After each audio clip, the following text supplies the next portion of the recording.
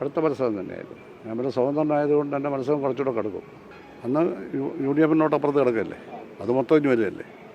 Plus നമുക്കായി vote ചെയ്ത കുറേ പേര് കാണുമല്ലോ, അതും വരുമല്ലോ. അപ്പോൾ നമുക്ക് അവിടെ മെജോറിറ്റി വരാനാണ് സാധ്യത എന്നാണ് എൻ്റെ വിശ്വാസം. ഭൂരിപക്ഷം ഞാൻ ഇതുവരെ പറഞ്ഞിട്ടില്ല. ജയിക്കും എന്നുള്ളതാണ് പറയുന്നത്. ഭൂരിപക്ഷം വേറൊരു കാര്യമാണ്.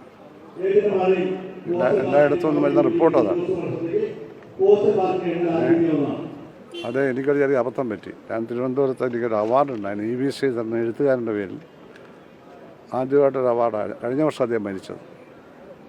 അത് എനിക്ക് തന്നു. എനിക്കാണ് തന്നത്. രമേശ് ചെന്നിത്തലയായിരുന്നു തന്നത്. പിന്നെ CPI ഉണ്ടായിരുന്നു. അപ്പോൾ അത് കഴിഞ്ഞ് ഞാൻ താഴോട്ട് പ്ലസ് ക്ലബിൽ നിന്ന് ഇറങ്ങി വരുമ്പോൾ അവിടെ ഇതുപോലെ ഇത്രയൊന്നുമല്ല, 3 ഇരട്ടി ടെലിവിഷൻകാരും താഴെ വന്ന് നിൽപ്പുണ്ടായിരുന്നു. അതൊരാളിങ്ങനെ അമ്പലപ്പുഴയിലെ എതിർ സ്ഥാനാർത്ഥി എന്തോ പറഞ്ഞു എന്ന് പറഞ്ഞു. ഞാൻ അദ്ദേഹത്തെ വർഗീയവാദിയല്ല, വേറെന്തോ ഒരു മൃഗീയവാദിയാണ്, എന്ത് വേണം എന്തോ പറഞ്ഞു. ഞാൻ വിളിച്ചു എന്ന് പറഞ്ഞു.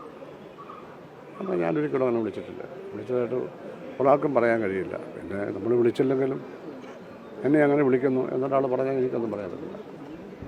വേറൊന്നും പറയാനില്ല എന്ന് പറഞ്ഞിട്ട് ഞാനിങ്ങനെ പോരുകയും ചെയ്തു. വേറൊന്നും ഞാൻ പറഞ്ഞു. അപ്പോൾ പിന്നെ മാധ്യമങ്ങളെല്ലാം കൂടെ ഇത് സംഭവിക്കുന്ന 1-ാം തീയതി അല്ലേ, 30-ാം തീയതി 1-ാം തീയതി അവധിയല്ലേ, 1-ാം തീയതി മാധ്യമങ്ങൾ, പ്രിൻ്റഡ് മാധ്യമങ്ങളെല്ലാം കൂടി ഇങ്ങനെ അമ്പലപ്പുഴയിൽ പൊരിയുത്സവമൊക്കെ പറഞ്ഞ് ചുമ്മാ തെറ്റും എന്താ കഥയും വെച്ച് വാർത്ത കൊടുത്തു. ഇത്രയുള്ള സംഭവം. ഞാൻ ഒരു തരത്തിലും ഒരു സ്ഥാനാർത്ഥിയെയും ആക്ഷേപിച്ചിട്ടില്ല. മറ്റേ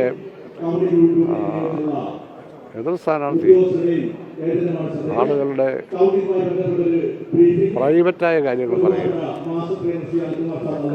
63 വർഷമായി എന്നെ പറ്റി പ്രൈവറ്റായിട്ട് പറയാനൊരു സംഭവം ഇവിടെ ഉണ്ടായിട്ടില്ല. സമൂഹത്തിന് യാതൊരു ദോഷവും ഉണ്ടായിട്ടില്ല. അപ്പോൾ വോട്ടെടുപ്പെല്ലാം കഴിഞ്ഞ് ഇങ്ങനെ പറയുന്നത് അതൊരു രാഷ്ട്രീയ രീതിയല്ല, അതൊരു ക്രിമിനൽ രീതിയാണ്. രാഷ്ട്രീയക്കാർ ഒരിക്കലും അത് പറയത്തില്ല, ഭീഷണിപ്പെടുത്തുകയല്ലേ.